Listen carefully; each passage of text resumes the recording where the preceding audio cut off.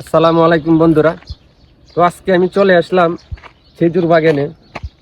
এর মধ্যে আবার এখানে আছে মালটা গাছ, আছে কমলা গাছ, আঙ্গুর গাছ, অনেক কিছুই আছে। তো আপনাদেরকে এটি দেখাবো। আমার হাতেও আছে একটা। এই ফলটার নাম হইল গিয়ে আপনার ডুমুর ফল না কি জানি বলে, রক্তের মতো, ঠিক আছে। আমাদের এদিকে জাম যেরকম, জামের মতোই, কিন্তু খাইতে অনেক স্বাদ। আবার এইটা আমাদের বাগানে খেজুর হয়ে গেছে গা। এদিকে আসুন, এই যে মোটামুটি খেজুর হয়ে যে বড় হয়ে যাইতেছে আলহামদুলিল্লাহ।